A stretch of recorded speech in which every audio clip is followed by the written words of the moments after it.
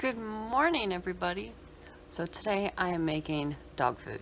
I'm making a really big batch of it, so I don't have to make it for the next week. Hopefully two. We'll see though. Now I just want to say this first, that make sure you check with your veterinarian to make sure that this would be an okay idea for your dog. Because let's face it, we want to think we know what's best for our animals, but we're not veterinarians. So all we can do is the best that we can for our pets, right? Now, this recipe I did talk to my vet about and it was approved. So I'm going to leave the original recipe down below for you guys. It's just a one batcher. It's enough for one dog, one 60-pound dog for about 6 days. Now in this recipe, I'm going to be adding some rice to it because I've been noticing that they're not being filled up like they used to be. So I'm just going to add some rice to it to help with that. That's really all I can think of. So let's get on to doing the video.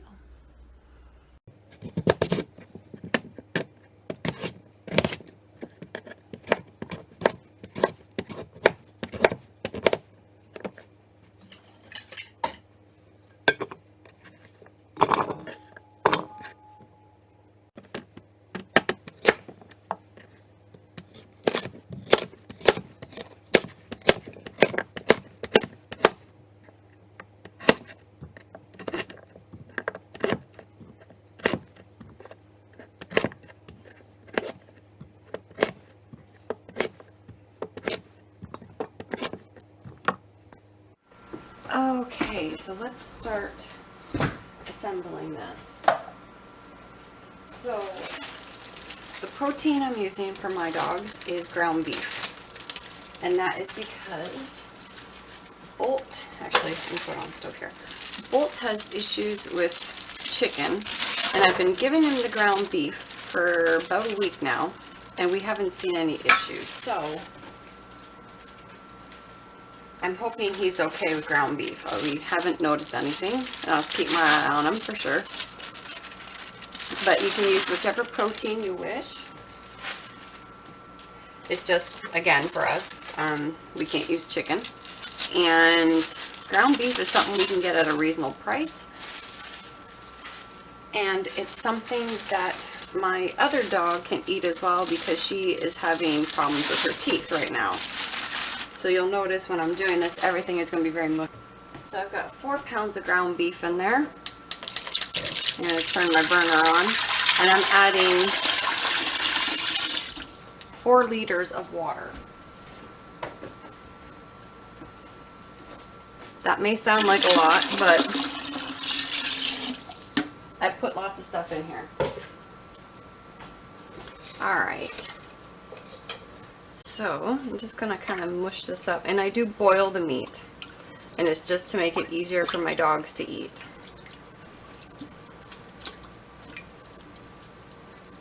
This is a labor of love. This takes about, in grand total, about 4 hours to do, so hence why I'm trying to make a nice big batch of it.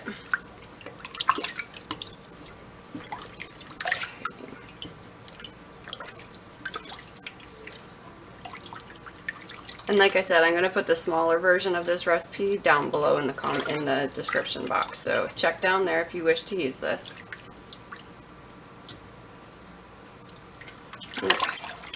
It's going to muck up as I go. Okay, so in here I have my sweet potatoes and my carrots. Those are just being plopped in there. Now I am using a little less sweet potato and a little less carrot in here, just because I'm going to be adding rice in it, and I don't want my dogs to have, you know, way too much carbohydrates, because then they'll really start packing on the weight, and that's okay for my one dog, but my other dog not so good, because he has weight issues. So I really have to keep my eye on that. Now sweet potatoes are very good for dogs, and so are carrots. Everything I'm putting in here is very good for dogs. Now the sweet potatoes, you've seen I just chopped them up. I didn't peel them, but I did wash them very good. Same with the carrots. I'm just going to let these do their thing. And I'm going to let this cook while I open up my jars and all that fun stuff to get that added in here. So we'll be back in a few moments. Okay, so the meat is pretty well cooked. It still has a bit to go, but it's cooked enough that I'm going to start adding a couple more things to it. I'm adding some kidney beans, chili beans, and 1 jar of black beans. I add 1 pint of beans per pound of meat. And yes, okay, when I say chili beans, I don't mean beans that have seasoning in them or anything. They're just, it's the name of the bean. It's called a chili bean. And just so everybody knows, yes, dogs can eat beans. They have to be fully cooked. They cannot be raw of any nature. They can't have bean flour or anything like that, but they can have cooked beans. And yes, they very well might make your dog gassy. But you know what? My dogs are already gassy enough as it is. So for me, it makes real no big difference. But I add the beans for the magnesium and the zinc. And of course the fiber, but everything in here has lots of fiber in it. Everything I add in here, I add it for their health purposes. Okay, but I'm going to let those beans, I add them right away because I want those beans to be mush. So they aren't any, you know, they're not biting in and getting a full bean. It's just mush because I kind of need everything mushy. So now I'm just going to quickly run over to my freezer for a moment. Now while I was going through my freezer, I found this little tiny bag of broccoli and cauliflower. I'm going to add that on in there because it is good for dogs.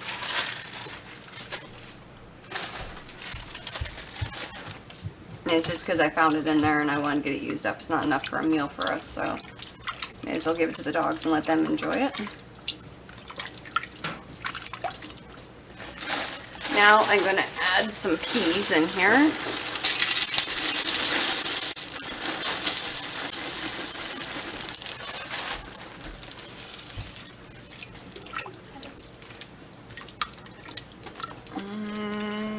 A little bit more.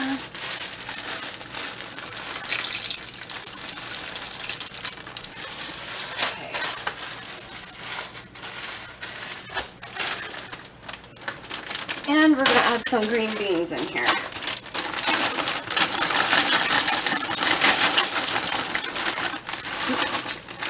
That's stuck. No, I'm still stuck.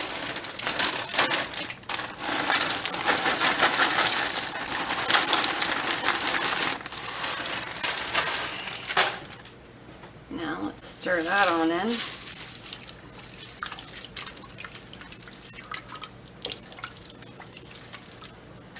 Okay, now I'm going to let this cook for about an hour before I start adding anything more to it because I want all of this stuff to get real mushy, really soft and glorious, but there'll still be texture from the sweet potatoes because the sweet potatoes will still be, well, they're very soft, but there's still texture to them.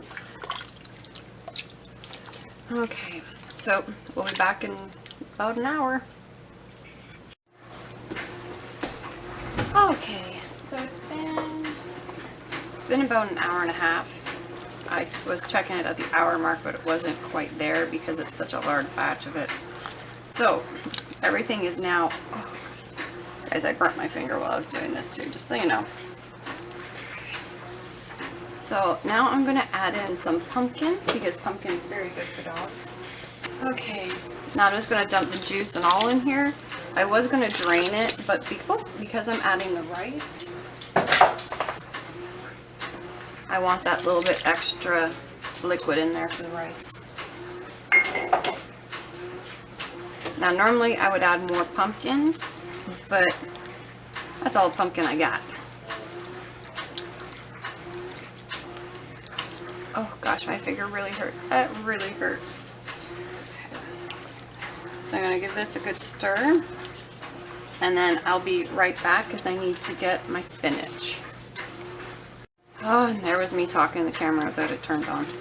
Okay, so I just added my spinach. Again, I would add more spinach, but this is all the spinach I have right now. And the spinach is in there for, fudge my finger. Okay, the spinach is in there for calcium. They do get ground up eggshells as well on top of their food just for the calcium. But I will be ordering some dog supplements as well, just in this way I know they're getting everything they need.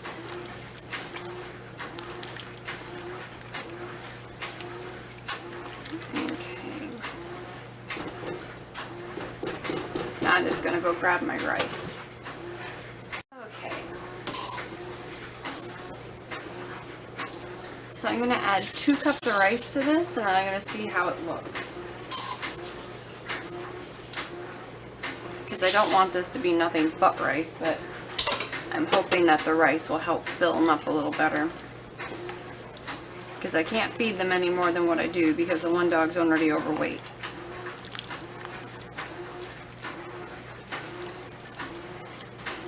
And no, I don't overfeed him. I want to put that out there now. Okay, so we'll be back in about half hour. We'll see how this is doing. Okay, so this is done cooking. I'm just going to add my flaxseed to it now.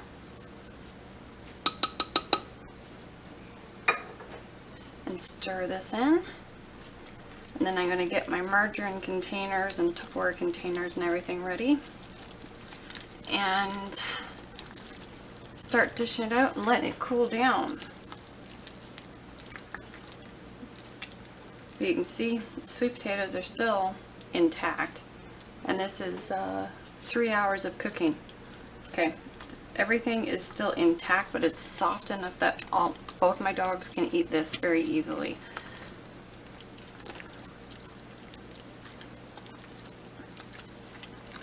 Okay, here we go. And that flaxseed is also going to thicken this up really nicely as well.